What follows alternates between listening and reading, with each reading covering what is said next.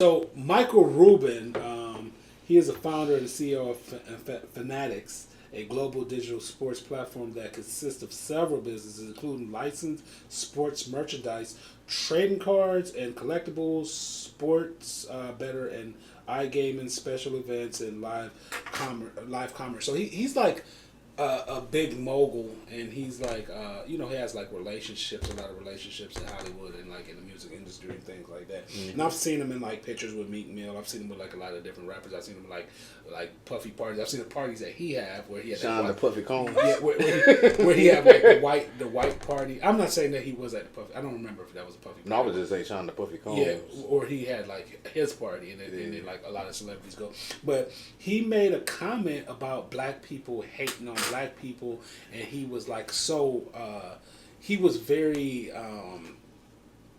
he was very, what's the word I'm looking for? He was very sensitive in his speaking, and he was very definite about what he was saying, that he hate black on black hate and how black people hate on black people, and he was talking about how they hate on Meek Mill and how like black. I just been in those situations before where I've been around white people that's been around us a little bit longer, and they start having these conversations that they feel like they are so comfortable about,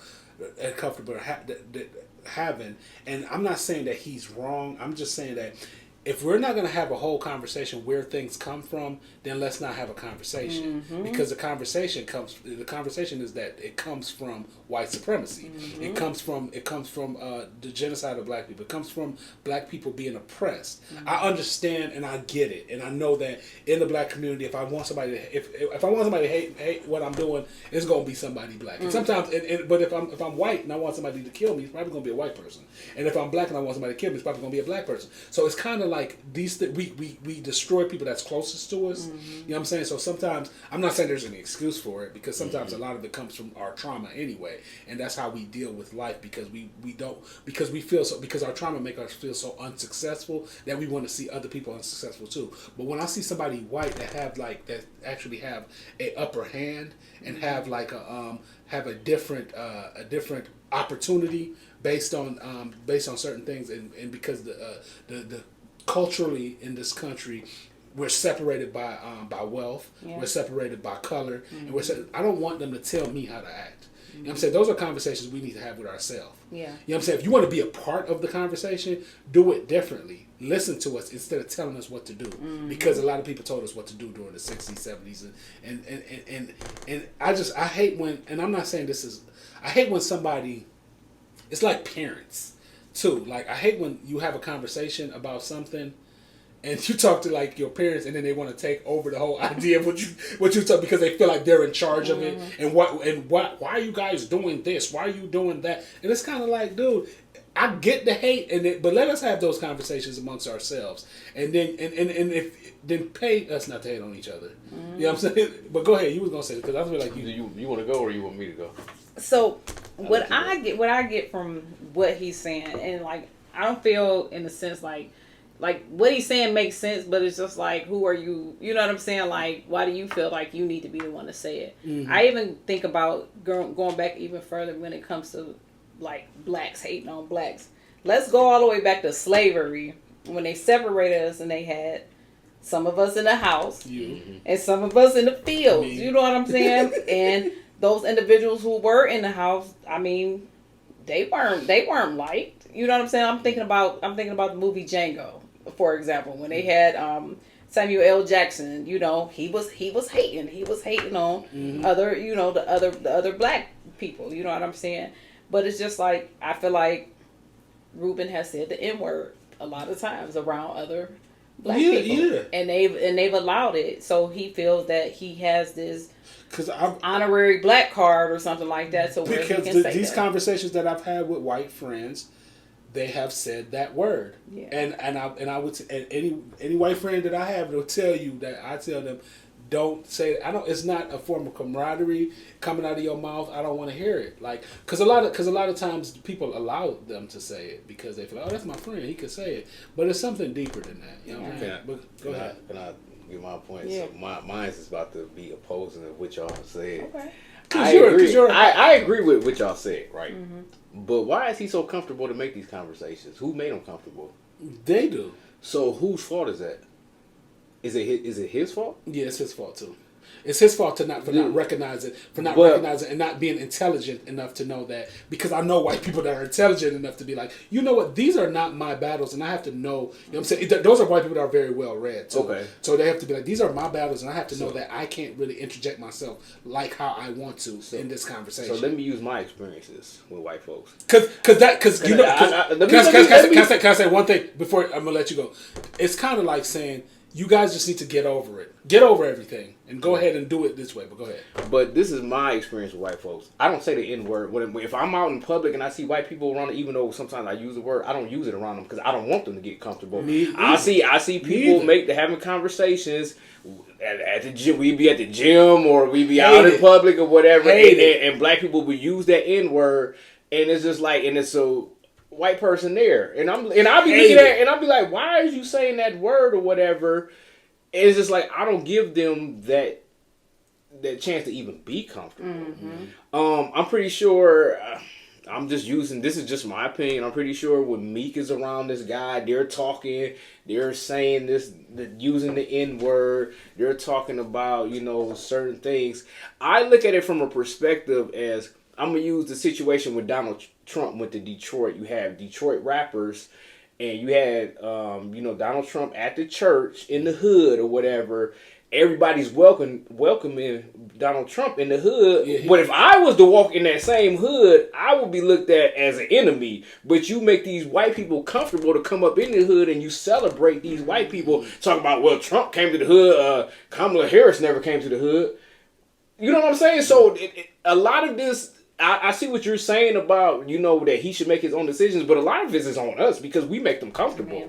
We shouldn't be making them comfortable enough for them to even make comments like that. When you're accepting these people and you boost them up and like, oh, look at Trump, he's in the hood, but I'm your brother. I'm supposed to be your brother. I'm black like you, and I walk in that same hood. You want to press me because I'm not from that hood. And sometimes living in America too, it's kind of like the oppression in America. Because, it'll be somebody from Africa or somebody from Jamaica that come here, right? Or somebody from a different country. And then they'd be like, well, they don't like African. Y'all don't like African Americans. Or y'all don't really fool African Americans. The thing is, African Americans are their trauma. The first thing being in America is being black, right? Mm-hmm. So the first thing being in America is being black. Me being from Jamaica or somebody from Africa, the first thing is not them being black. Mm-hmm. Because everybody where they're from is black. Yeah. So it's kind of like the first thing is I'm from this tribe or I'm from that tribe or I'm from this family or from that family. So when you come to America, a lot of times it's like, well, you're black, and we say like, no, I'm a Glade, or I'm from this tribe. So America is like driven off of its trauma, being black in America so much that they have these ideas and they make these people comfortable too. Because they're living off of their trauma. What I'm trying to say is basically that I just think that he should know better than to say those things.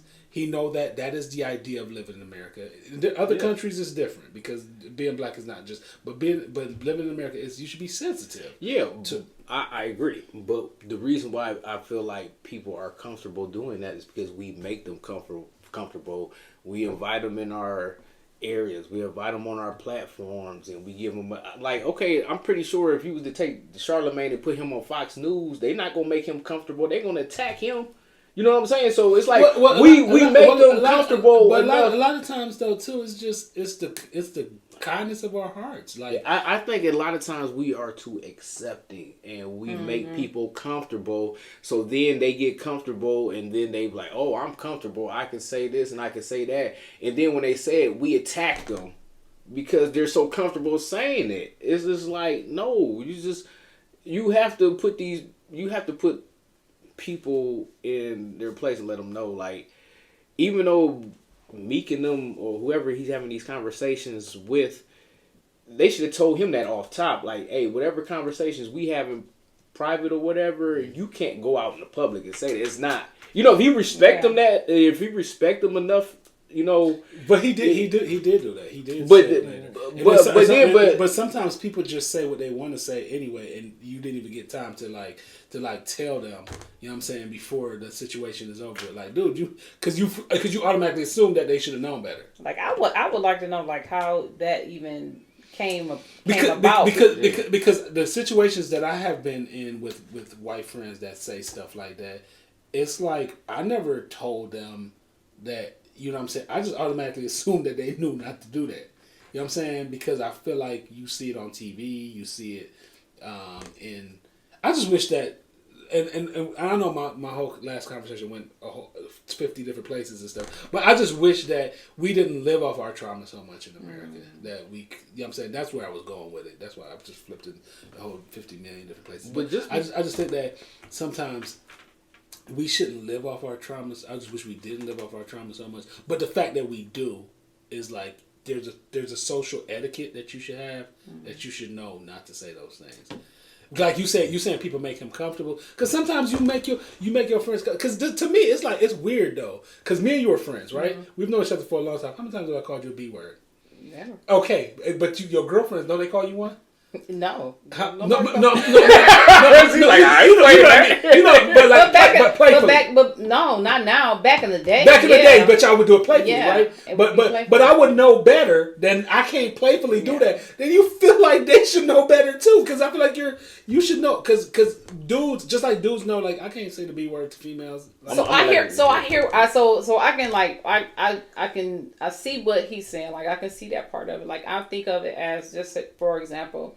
Like, when you see videos of kids cussing, like, where did they get it from? Mm-hmm. You know what I'm saying? Like, yeah. Like, that's where I get that part of it. It's just, like, creating those boundaries in that atmosphere. Like, okay, well, I'm not going to cuss around my kids. So, like, if he is cussing or she is cussing, she ain't getting it from me type situation. So, I'm like, I get that part to where you got it.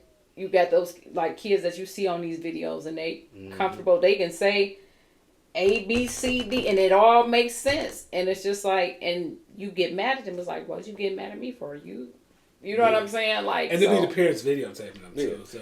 But I think when you saying that they should know better, I think it has to all do with like us coming up and being oppressed. Like I'm gonna be just like I worked around a whole bunch of Mexicans when I was younger, and they have their little racial words that they call each other, but I never felt inclined to call them that because I know how it feels to be called the N-word. I know I'm not included. Yeah. So sometimes when you didn't have to go through that, you just feel like you don't really know what it's like to have to deal with that type of stuff. Even like working with like certain white people, like people that are like different, like Irish and stuff like that, and working with them, they used to have like these words and stuff they used to say to each other all the time. But I knew like I can't say these words because I'm black.